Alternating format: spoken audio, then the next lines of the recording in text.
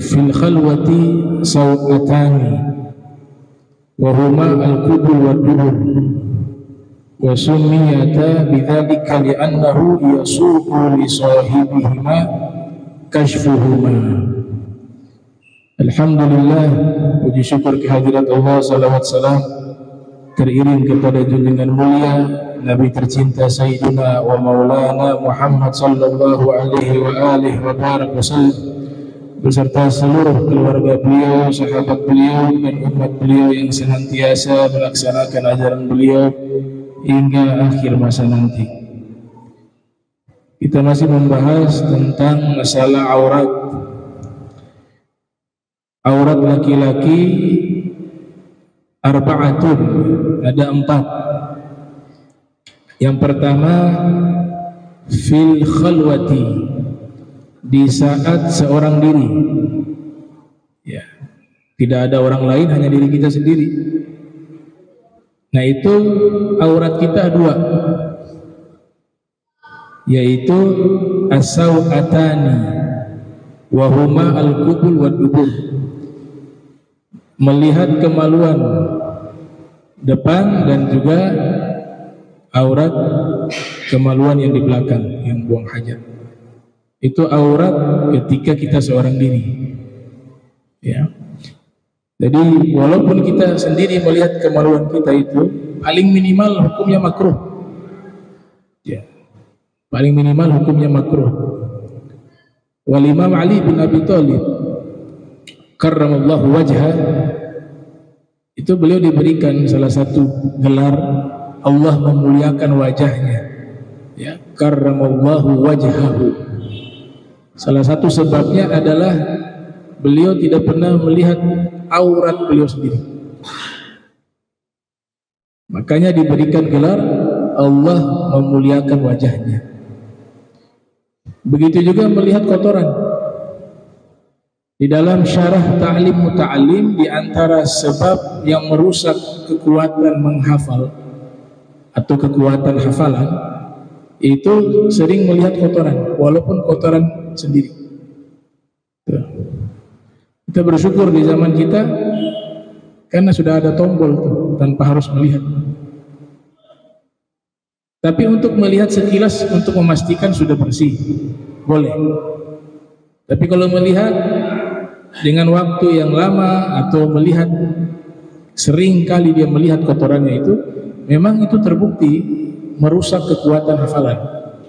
Itu merusak kekuatan hafalan. Itu dalam syarah Ta'lim Muta'allim.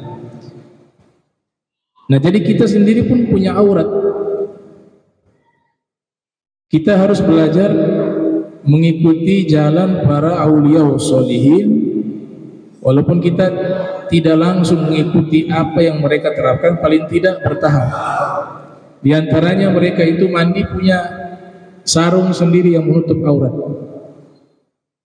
Jadi hukum fikih boleh mandi telanjang bulat. Tapi kalau level lebih tinggi lagi untuk menjaga kesucian, karena tadi aurat dalam keadaan sendiri adalah qubul dan dubur, itu kaum sholihin biasa menggunakan sarung. Jadi dia mandi tidak telanjang bulat. Kenapa demikian? Karena ada rasa malu, ada makhluk lain yang tidak terlihat oleh manusia, ada bangsa jin, ada malaikat. Mereka menyaksikan itu. Masuk ke toilet tidak membaca doa, maka syaitan itu ikut masuk ke dalam toilet. Maka Nabi ajarkan doa ketika mau masuk ke toilet, ke kamar mandi, kita membaca Allahumma inni a'udzubika minal khubuthi wal khabaithi. Allahumma inni a'udzubika minal khubuthi wal khabaithi. Ya Allah, aku berlindung padamu dari khubuth. Khubuth itu syaitan laki-laki. Wal khabaithi, syaitan perempuan. Nabi ajarkan doa ini. Kenapa? Karena ketika kita membaca doa tersebut, ini makhluk tidak ikut masuk. Tapi kalau kita tidak membacanya, dia ikut masuk. Makanya hukumnya tidak baik berlama-lama di dalam toilet atau kamar mandi. Ada yang lama baca koran di dalam, main handphone, ya.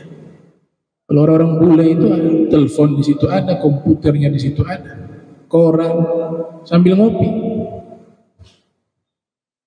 Wah, di dalam hukum Islam kita dilarang berlama-lama di tempat tersebut. Kenapa? Karena tempat itu kurang baik. Kamar mandi itu kurang baik sebab tempatnya syaitan. Dan kenapa kurang baik? Malaikat gak ikut. Kita ini kemana-mana ada malaikat semua nih. Semua manusia ini punya malaikat. Nah, Imam Hasan al-Basri mengatakan, malaikat kemanapun kita pergi, dia menemani kita, kecuali di beberapa tempat dan beberapa keadaan. Ini penjabarannya sangat luas. Di antaranya adalah malaikat tidak menemani kita tatkala kita masuk ke toilet atau kamar mandi. Malaikat tidak ikut masuk. Karena malaikat tidak ikut masuk, potensi besar syaitan yang ikut masuk. Maka Nabi ajarkan doa untuk berlindung dari syaitan laki-laki dan syaitan perempuan. Nah, kita ini harus punya banyak bacaan wirid, apalagi zaman saat ini. Jangan satu hari kosong dari bacaan. Imma Al-Quran atau wirid. Wirid ini tidak harus setiap sholat 5 waktu. Untuk kalangan santri memang wajib. Tapi kalau kita sekurang-kurangnya itu dalam satu hari itu harus ada bacaan wirid setiap harinya. Ya, Syekh Abdurrahman mengatakan, man la wirda lahu fahuwa kirid. Orang yang tidak punya bacaan wirid maka dia seperti kera. Jadi wirid punya khasiat itu luar biasa. Pengarang Ratibul Haddad, Al-Imam Al-Haddad, beliau menerangkan dalam kitab Risalatul Mu'awanah, di antara khasiat wirid, wirid itu artinya kumpulan zikir. Kumpulan zikir yang dibaca secara rutin disebut dengan wirdun dari bahasa Arab. Bentuk jamannya aurat. Kata Imam Haddad, ketika seorang memiliki wirid, manfaat pertama adalah ta'thir fil qalb. Wirid itu bisa memiliki pengaruh yang besar untuk membuat hatinya khusyuk dalam ibadah. Nah, orang yang sering wirid itu ibadahnya itu lebih mudah untuk khusyuk dibanding orang yang tidak memiliki wirid. Itu kata Imam Haddad, at-ta'thir, ya, punya pengaruh fil qalbi, di dalam hati. Bahkan beliau katakan ta'thiran kabira fil qalb, punya pengaruh yang sangat besar di dalam hati. Makanya ketika orang dengan wirid, dorongan nafsunya untuk melakukan kejahatan itu berkurang. Karena wirid di hati itu, wirid itu tidak nampak secara fisik. Pengaruhnya tidak secara fisik, ya. Dia pengaruhnya di hati, bukan di fisik. Nah, orang yang punya wirid, dia melemahkan nafsunya untuk mengajak kepada perbuatan jahat. Ya. Makanya di pesantren-pesantren itu harus baca wirid. Harus baca wirid. Namun wiridnya para santri jangan terlalu panjang. Karena untuk menuntut ilmu itu wirid mereka. Ya, kata Dr. Nuruddin Edir, beliau mengatakan wirdu talibil ilmi ilmu. Wirid penuntut ilmu adalah ilmunya. Artinya prioritas utama adalah lebih banyak ke belajarnya untuk penuntut ilmu. Tapi yang tidak sedang menuntut ilmu, perbanyak wirid makin bagus. Tentukan waktunya. Para ulama sudah menyusun waktu-waktunya itu. Dan kebanyakan wirid itu mengambil dari doa-doanya Nabi Muhammad SAW. Ya, jadi bukan karangan. Ada memang yang mereka dapat, ya, dari pengalaman spiritual. Tapi kebanyakan wirid-wirid itu mengambil dari hadis Nabi dan mengambil dari potongan-potongan dan surat di dalam Al-Quran. Ya, itu. Jadi pengaruh pertama dia pengaruh ke dalam hati, hati ini menjadi khusyuk, menjadi tenang, kemudian hati ini ya dia bisa menjadi sangat kokoh, tidak terpengaruh oleh bisikan jahat yang ada di dalam. Bisikan jahat yang ada di dalam ada nafsu.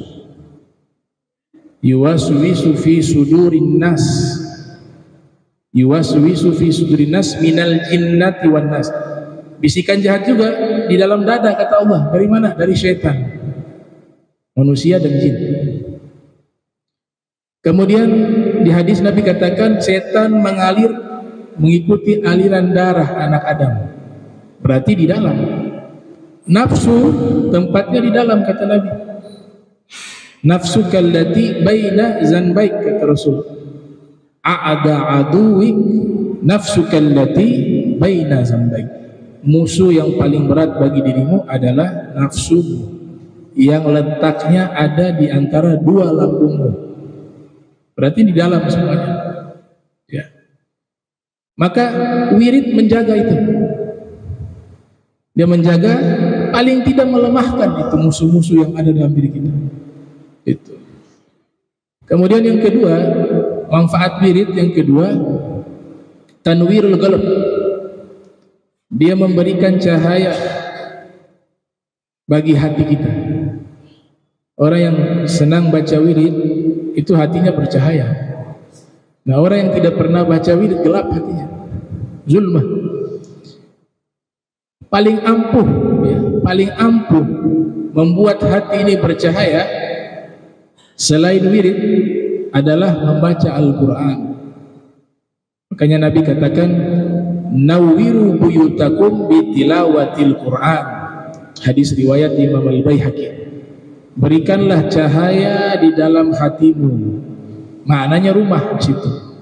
Kita mau rumah kita hawanya dingin, hawanya tenang, hawanya religi, itu rumah banyak diisi dengan membaca Al-Quran. Kata Nabi, berikanlah cahaya di rumah-rumah kalian dengan membaca Al-Quran.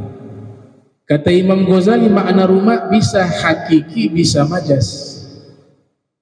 Kalau yang hakiki rumah yang kita tempati, itu makna rumah yang hakiki. Tapi rumah yang kiasan adalah hati. Karena disitulah tempat tinggalnya iman. Di situ tempat tinggalnya yakin. Di situ tempat tinggalnya apa? Nazrah, pandangan Allah. Nah, maka dengan membaca Al-Quran hati menjadi bercahaya, membaca wirid juga hati menjadi cahaya. Itu manfaat wirid yang kedua. Yang ketiga, al-madad, kata beliau. Al-madad. Nah, orang yang istiqomah membaca wirid, Allah berikan al-madad. Al-madad maknanya anugerah, pertolongan juga bisa. Dan yang keempat, makanah indallah. Manfaat wirid yang keempat, dia memiliki kedudukan istimewa di sisi Allah. Karena orang ketika wirid sedang zikir, yang dia baca wirid tersebut itu adalah satu bacaan yang mengingatkan dia kepada Al-Khaliq, Sang Pencipta, sehingga dia dikenali oleh Allah, memiliki pangkat yang istimewa di sisi Allah Subhanahu wa taala. Ya, karena sebab zikir. Ya, Ar-Rasul sallallahu alaihi wasallam pernah mengatakan di hadapan sahabat-sahabatnya, sabaqal mufarridun, atau kama qala sallallahu alaihi wasallam. Unggul orang-orang mufarridun. Para sahabat bertanya, wahai Rasulullah, al-mufarridun itu apa? Maka Nabi mengatakan, adz-dzakiruna Allah katsira wa dzakirat. Al-mufarridun adalah orang-orang yang banyak mengingat Allah, baik dari golongan laki-laki maupun perempuan. Al-Imam Thabit Al-Bunani pernah mengatakan, saya tahu kapan Allah mengingat saya. Beliau mengatakan, saya tahu kapan Allah mengingat saya dan Allah menyebut nama saya. Maka sahabat-sahabatnya itu heran dengan apa yang dinyatakan oleh Thabit Al-Bunani. Bagaimana bisa kau mengatakan dengan penuh keyakinan bahwa kau tahu Allah mengingatmu dan menyebut namamu? Dari mana itu? Argumentasinya kemana? Maka beliau menjawab, ketika saya mengingatnya, maka di saat itu dia Allah mengingat saya. Ketika saya menyebut namanya, di saat itu juga Allah sedang menyebut namaku. Karena Allah sendiri yang berfirman, ya, fadhkuruni azkurkum. Sebutlah namaku, niscaya aku akan sebut nama kalian. Ingatlah aku, niscaya aku akan mengingat kalian. Itu dalam struktur bahasa Arab namanya satu kepastian. Jawab syarat. Ketika dikatakan ingatlah aku, maka jawabannya apa? Pasti aku akan mengingat kalian. Allah Ta'ala menyatakan di dalam Al-Quran. Kemudian manfaat wirid yang kelima, al-waridat. Al-waridat itu satu cucuran rahmat, cucuran anugerah, cucuran wilayah, ya, wilayah kewalian. Itu dicucurkan lewat bacaan wirid. Salah satu manfaat wirid, kata Imam Haddad, ya. Maka dikatakan oleh para kaum arifin, bagaimana mungkin seseorang itu secara zahir dia tidak membaca zikir-zikir, kemudian Allah memberikan anugerah secara batin. Dengan dia membaca wirid-wirid, dia melakukan amalan zahir, maka besar kemungkinan anugerah yang Allah berikan ke batinnya itu akan tercurahkan. Itu manfaat wirid. Kalau yang ba'da asar ada misalnya wirid sakran, ya. Allahumma inni ahtatu bidarbillah tuluhu masyaallah gufluhu la ilaha illallah babu Muhammad Rasulullah SAW. Ya, ada juga al-wirdul latif ba'da subuh, ya. Ada juga ratib, ya. Guru sekumpul itu punya pesan, ada videonya sampai sekarang. Beliau mengatakan di zaman kita ini, apalagi yang penuh fitnah ini, jangan pernah tinggalkan wirid-wirid dari Sada Alawi. Itu ada di videonya gurusku. Ratib Al-Haddad, Ratib Al-Attas, wirid Sakran, Hizbul Bahar, Al-Imam Abu Hasan As-Sazili, Hizbun Nawawi. Banyak itu. Itu di Kalimantan tuh satu kampung kebakaran, kejadian enggak lama, beberapa bulan yang lalu. Satu kampung rumah ini habis kebakar karena rumah kayu. Satu rumah di tengah-tengah itu utuh.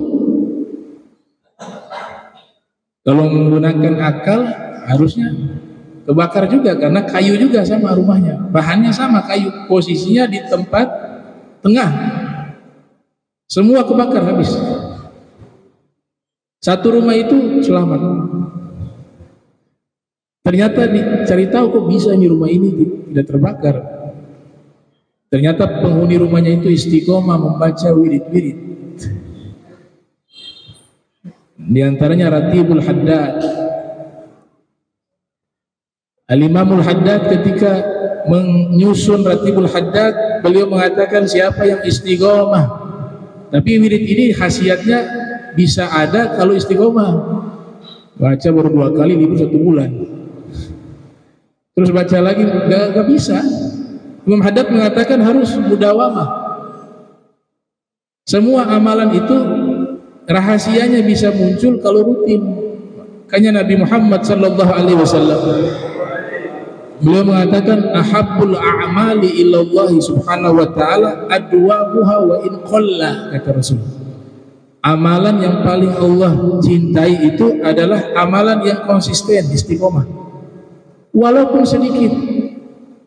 Para ulama mengatakan daripada amalannya banyak tapi tidak istiqomah, mendingan sedikit tapi rutin. Tapi istiqomah itu lebih bagus. Itu makanya dari bagian jebakannya syaitan, ya.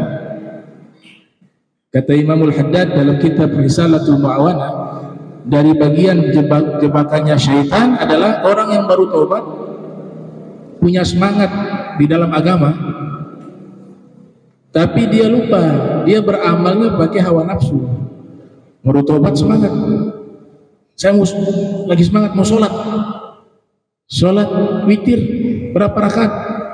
Oh, paling sedikit 1 rakaat, paling banyak 11. Oh, saya ambil yang 11.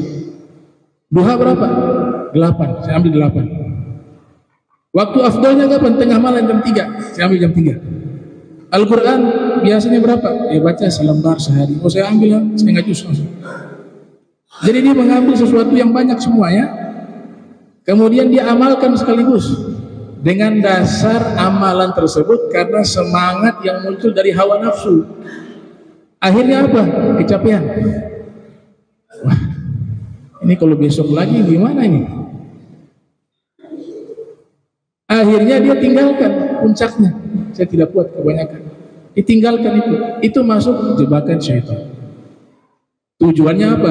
Agar mereka tidak mengamalkan lagi, tidak istiqomah lagi. Karena rahasianya di mudawamah, di istiqomah, bukan di jumlah. Kita punya amal ini tidak dilihat oleh Allah, kalau bahasa kuliah namanya kuantitasnya. Allah lihat kualitas bukan kuantitas. Maka Sayyidina Ali memberikan satu ilmu kepada kita, kalian itu jangan fokus di jumlah amal. Ini wasiat dari Imam Ali bin Abi Thalib. Sudah lulus, ya. Beliau lulus, eksperimennya lulus. Beliau mengatakan jangan kalian fokus di jumlah amal, tapi kalian harus fokus di kualitas amal.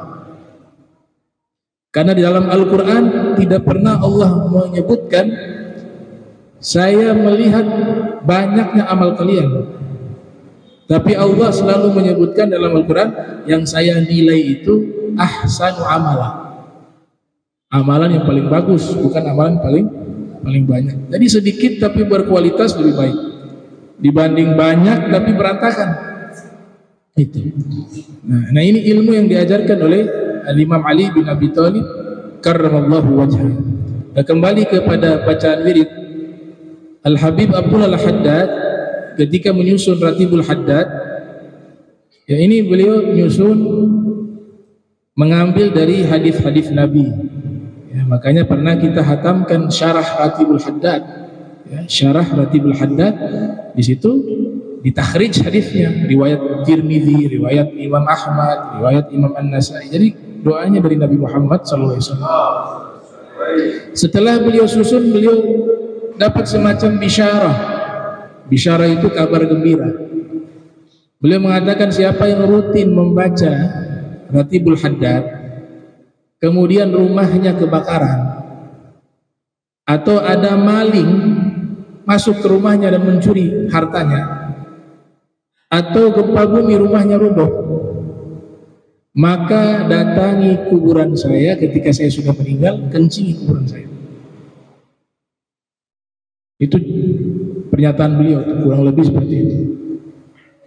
Tapi syaratnya tadi mudawamah.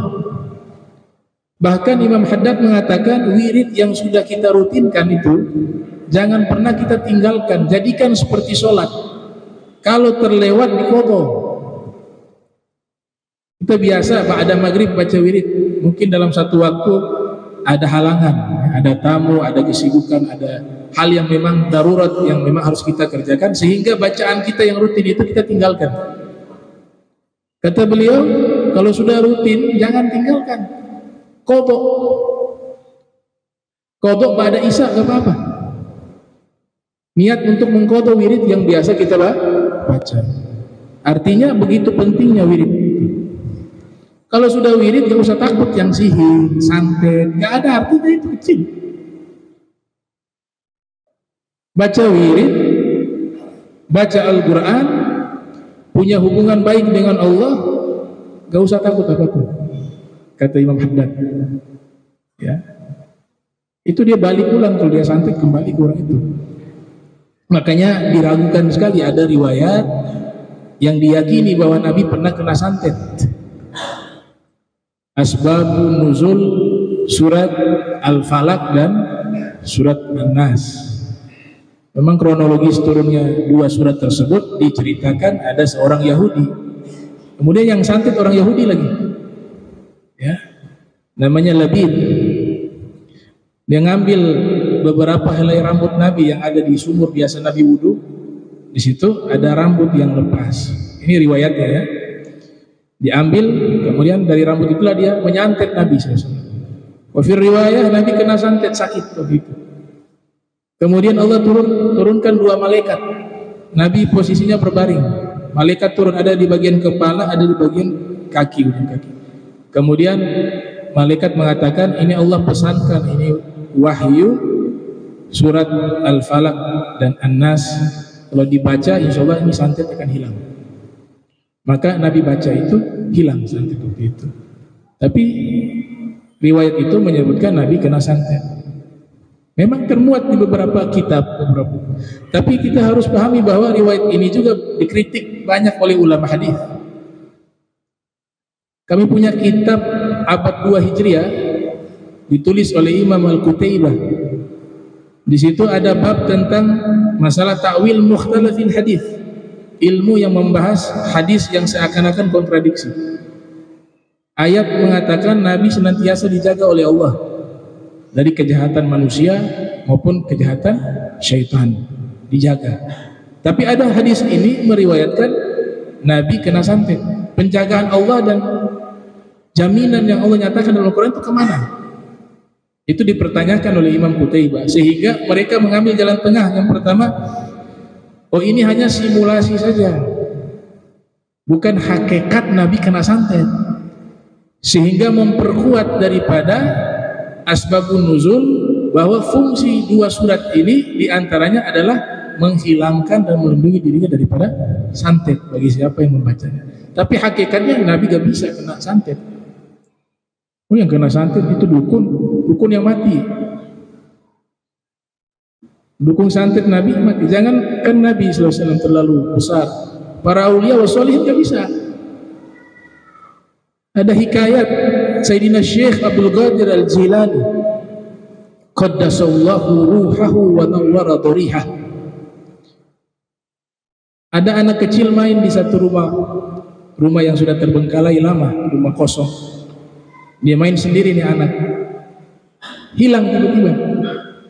Ini orang tua cari gak ketemu. Terakhir dapat informasi, teman-teman sebayanya mengatakan dia main di satu rumah kosong. Ya, rumah kalau kosong terlalu lama juga dihuni oleh bangsa jin. Akhirnya bingung nih orang tua, bagaimana ini? Kok bisa hilang? Ada yang usulkan, bagaimana kalau kita lapor kejadian ini kepada Sayyidina Syekh Abdul Qadir Al-Jilani? Maka mereka pergi menemui Syekh Abdul Qadir Al-Jilani, kemudian diajukan ini permasalahan bahwa anak mereka hilang, bermain di satu rumah kosong. Tolong wahai Syekh, bagaimana biar bisa bantu agar anak kami kembali? Apa kata Syekh Abdul Qadir Jilani? Ini saya punya sendal, ya. Kalian bawa sendal saya, kemudian pergi di rumah kosong itu dan teriak bahwa ini sendalnya Syekh Abdul Qadir Jilani. Syekh Abdul Qadir Jilani meminta anak itu dikembalikan. Ini sendalnya. Bilang begitu. Akhirnya dibawa sendalnya Syekh Abdul Qadir Jilani sampai di rumah kosong itu. Sendalnya Syekh Abdul Jilani itu ditunjukkan di hadapan rumah kosong itu sambil dia teriak, ini sendalnya Syekh Abdul Qadir Jilani. Baru sampai kalimat itu anak muncul. Belum tuntas padahal. Baru lihat sendalnya, seorang wali min auliyaillah, seorang wali yang disepakati. Ini sekarang kurang ajar. Sedikit-sedikit ada keramat para wali dibilang khurafat, dibilang cerita dongeng. Antum tahu ijma' ulama ahli sunnah wal jamaah yang mengaku ahli sunnah wal jamaah itu meyakini adanya keramat para wali. Ijma. Yang mengingkari keramat para wali satu firqah namanya Mu'tazilah. Jadi aneh orang yang mengaku ahli sunnah, tapi sedikit-sedikit ada cerita keramat dibilang khurafat. Memang saya tidak pungkiri ada juga yang palsu. Cerita-cerita begitu juga ada yang palsu. Tidak menutup kemungkinan. Ya, diriset oleh ulama.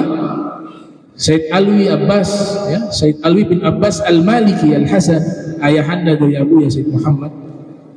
Salah satu ulama pakar hadis yang mengajar dirasatun fi kutubis sunnah di Masjidil Haram di zaman itu, termasuk salah satu tokoh ulama yang tidak senang kisah-kisah.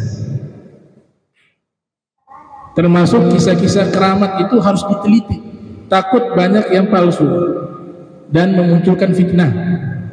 Tapi beliau tidak berani mengatakan semuanya itu khurafat. Tidak berani. Ada juga yang asli, ada juga yang benar.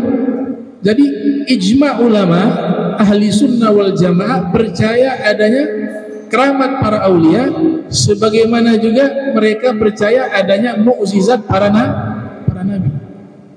Kalau mukjizat para nabi kita percaya, maka apa bedanya dengan keramat? Toh yang ngasih sama Allah yang ngasih. Al-Mu'ti baqi, yang memberikan itu masih ada. Kemudian di dalam Al-Qur'anul Karim Allah sengaja ceritakan keramat para aulia. Jadi dalam Al-Quran itu ada keramat para wali, Allah ceritakan. Ada Asif bin Barhaya, ya, di mana beliau memindahkan singgasana Ratu Balqis. Beliau bukan seorang nabi, beliau bukan seorang rasul, tapi seorang wali min auliyaillah. Pindah itu singgasana. Ada kisah Sayyidah Maryam. Sayyidah Maryam bukan nabi, bukan rasul, kan? Gak mungkin seorang nabi perempuan. Tapi diceritakan keramatnya, makanan ada di tempat ibadahnya, yang dari luar sudah dikunci pintunya. Itu keramat. Ada Ashabul Kahfi, tidur hingga 300 tahun lebih. Itu keramat para aulia. Mereka bukan nabi, mereka bukan rasul. Ada juga Dzulkarnain. Dzulkarnain bukan nabi, tapi seorang wali min auliyaillah. Itu diceritakan keramatnya di surat Al-Kahf, di mana ia memasukkan makhluk namanya Ya'juj wal Ma'juj di dalam satu tempat, kemudian ditutup dengan apa? Timah panas. Waktu itu ditafsirkan oleh Imam Ghazali, itu mukjizat, tanpa dibakar timah itu meleleh. Dan masih banyak kisah-kisah yang Nabi ceritakan di dalam hadis Nabi Muhammad SAW. Ya, jadi kalau keramat ijma ahli sunnah wal jamaah, gak ada khilaf, ya, gak ada khilaf. Nah, tahu-tahu semuanya habis khurafat, habis yang dalam Al-Quran disebut ada dalil, dalam hadis ada. Dan ulama-ulama yang menulis keramat-keramat, diantaranya keramat aulia yang disaksikan dan diriwayatkan oleh banyak orang, yang memang gak bisa diingkari, haddut tawatur, sampai kepada batasan mutawatir, disaksikan oleh banyak orang, adalah keramatnya Sayyidina Syekh Abdul Qadir Jailani. Punya keramat itu disaksikan oleh banyak orang dan diakui oleh banyak orang, dan para ulama juga mengakui. Perbedaan mukjizat dengan keramat, kalau mukjizat wajib ditampilkan. Para nabi punya mukjizat, itu harus ditampilkan sehingga mereka percaya ini nabi. Kalau keramat sifatnya harus disembunyikan. Keramat sifatnya harus disembunyikan, kecuali memang Allah sudah takdirkan pada waktu itu memang harus tampak gitu. Jadi ada keramat yang memang tanpa disadari oleh seorang wali tersebut muncul. Ada yang memang mereka dikasih semacam khotir dalam hati bahwa ini bisa muncul keramat dengan keyakinan mereka kepada Allah. Makanya orang yang punya keramat punya yakin 100% kepada Allah. Itu. Misalnya minta, Bib tolong hujan berhenti. Wah, ini bisa tidak ya? Waktu dia bilang bisa tidak, hilang itu keramat. Insya Allah, Allah ijabah. Berhenti. Habis dia heran juga, bisa berhenti ya? Karena apa? Bukan karena dianya, bukan, tapi semua dari Allah, sebab dia yakin kepada Allah Ta'ala. Saya punya guru gurunya Kiai Haji Maimun Zubair, Allah yarham, itu pernah ngasih hikayat. Kalau di Jawa itu kan sering mengalami masa kekeringan, ya. Tempat kita alhamdulillah tidak seperti yang di Jawa. Ya. Kekeringan bisa di pantai saja dapat air. Wudu di situ bisa. Wudu, mandi wajib, mandi sunnah di laut. Tapi kalau di dataran Jawa itu laut jauh. Ketika kekeringan setengah mati mereka mendapatkan air. Maka di pesantren-pesantren itu kiai-kiai biasa berunding, kita adakan sholat minta hujan, sholat al-istisqa. Banyak dari kiai-kiai saling tolak menolak jadi imam. Antum saja jangan, antum saja jangan. Tidak ada yang mau jadi imam. Kenapa? Karena ketahuan doanya mustajab atau tidak waktu itu. Berarti ini kiainya diragukan ini. Sudah sholat ya turun-turun hujan. Akhirnya mereka khawatir, wah ini saling tunjuk. Karena sholat istisqa itu menandakan doa seseorang itu mustajab. Berarti orang ini benar. Tapi kalau sudah sholat turun-turun hujan, dipertanyakan ini. Itu yang buat mereka khawatir. Jadi saling tunjuk-menunjuk. Akhirnya sudah ada yang dipilih, alhamdulillah hujan. Ya. Dan biasanya tidak gagal gitu. Kalau sholat istisqa itu mustajab, ya. Mustajab. Sholat minta hujan. Nah ini kaitannya dengan masalah keramat. Jadi yang tidak percaya keramat Mu'tazilah, bukan ahli sunnah. Kalau ada yang mengaku tidak percaya keramat terus mengatakan kami ahli sunnah wal jamaah, tertolak. Karena ahli sunnah wal jamaah percaya kepada mukjizat, percaya juga kepada keramat.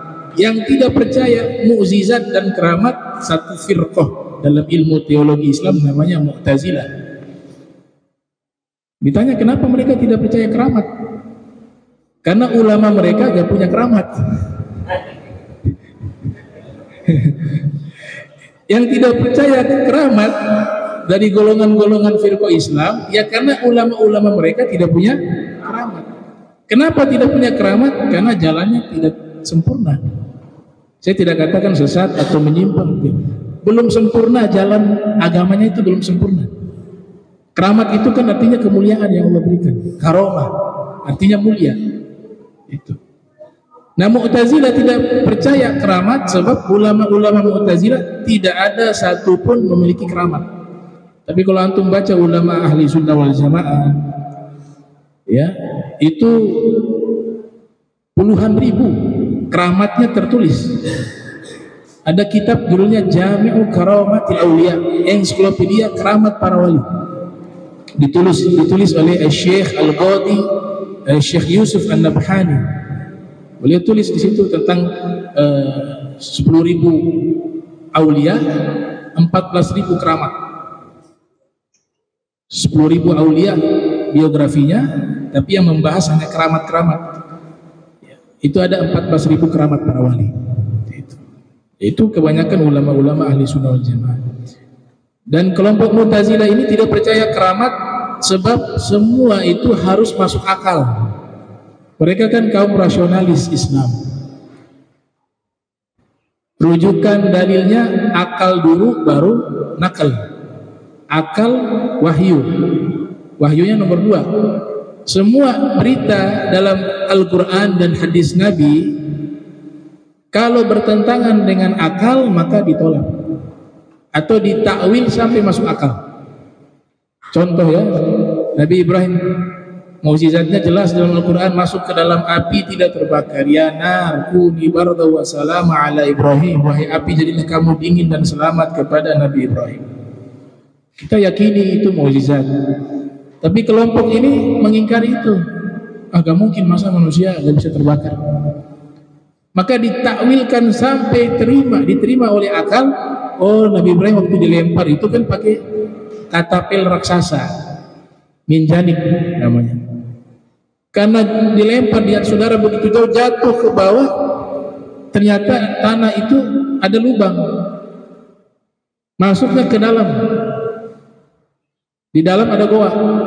Jadi apinya itu membakar bagian atas, tidak masuk sampai ke dalam. Disitulah Nabi Ibrahim selamat dari api.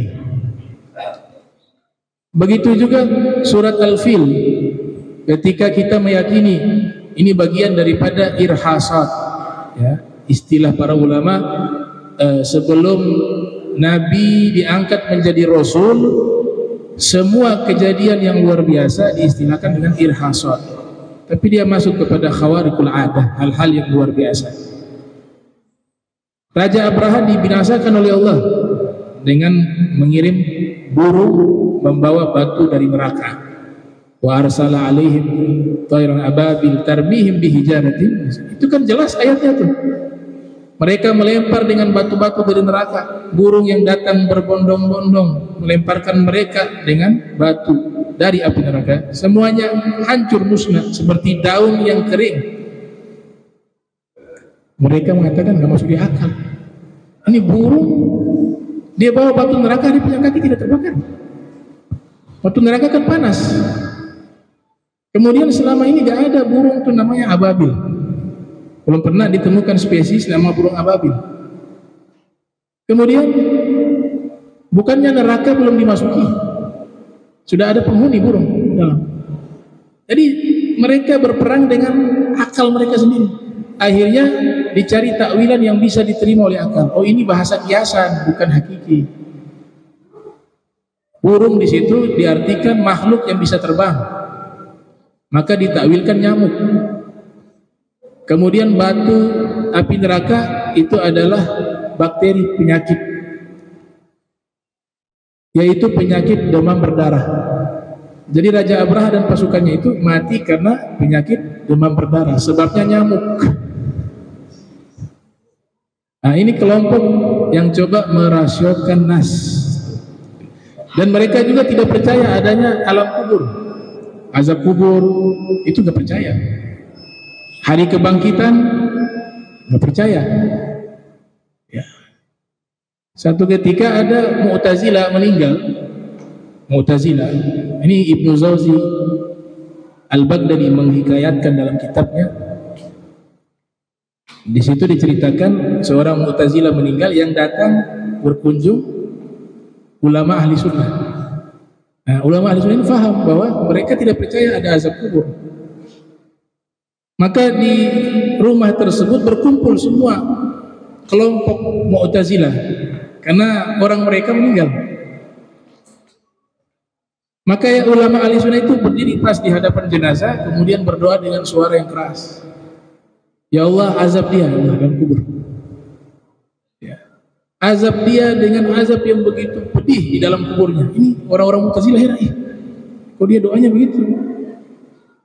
Dia bilang, kenapa kamu doa saudara kamu dengan doa semacam itu? Ya kan itu kan bilang mau terpercaya alam kubur. Kenapa saya doa kalian marah? Ya kan?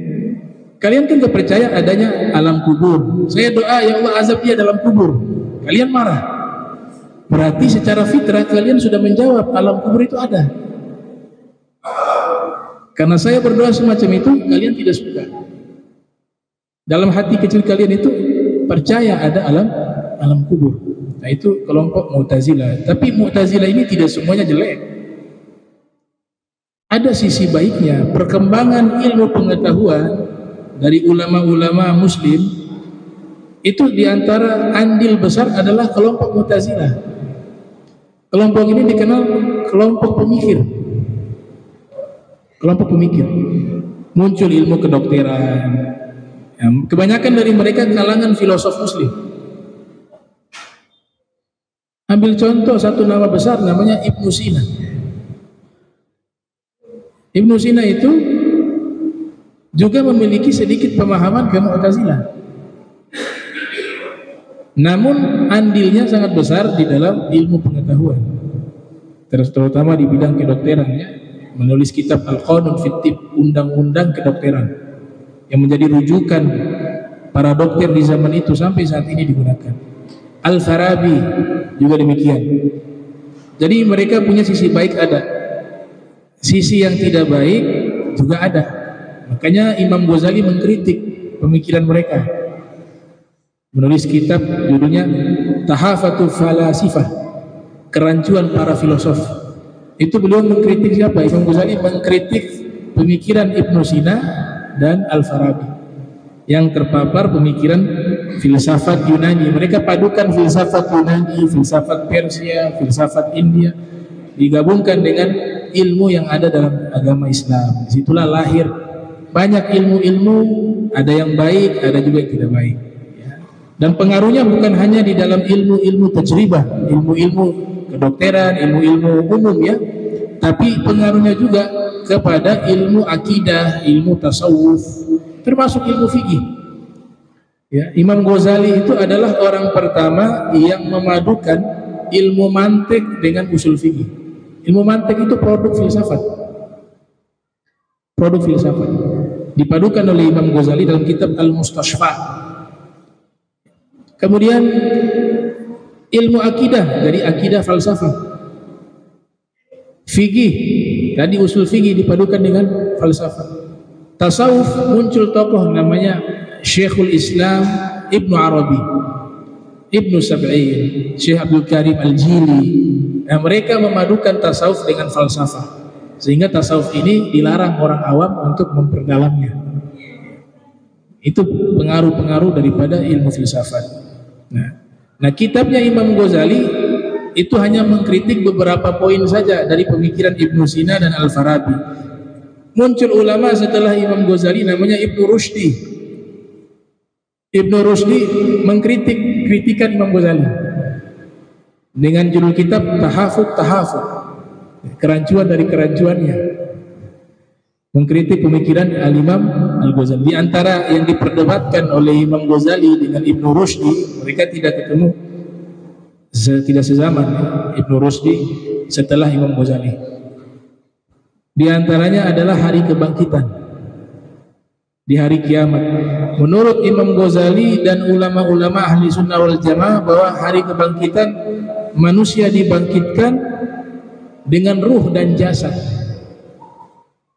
Jasad kita yang sudah hancur itu Allah kembalikan lagi utuh seperti semula. Maka dalam riwayat, dalam kitab Syarhus Sudur, seluruh anggota tubuh anak Adam akan hancur, kata Nabi. Kullu jasadi bani Adam yablah. Semua tubuh anak Adam akan binasa kecuali tulang ekor. Ya, tulang ekor yang ada di bagian pantat itu sudah diriset. Tulang ekor itu adalah sesuatu yang paling kuat, bahkan kekuatannya melebihi baja. Nabi katakan tulang ekor itulah yang masih utuh, kemudian dari situlah Allah yuraqqab atau yukhlaq minhu, diciptakan dia kembali seperti semula, ruh dan jasad. Golongan filosof mengatakan hari kebangkitan, yang percaya ya, sebagian filosof percaya hari kebangkitan itu ada, filosof Muslim. Namun kebangkitannya itu hanya berupa ruh saja, tidak dengan jasad. Itu yang menjadi perbedaan antara Imam Ghazali dengan Ibnu Rushd ya. Ini bahas aurat tuh kemana-mana jadinya. Insyaallah pertemuan berikut kita lanjutkan bab aurat ya, insyaallah. Allahumma jam'ana hadza jam'an marhuma wa tafarraqan bari tafarruqan ma'suma wa la tajal minna wa la minna syakira mahruma. Subhanaka wa bihamdika astaghfiruka wa atubu ilaik. Wa sallallahu alaihi Muhammad wa ala alihi wa sahbihi wa sallam wa ala minkum. Wassalamu alaikum warahmatullahi wabarakatuh.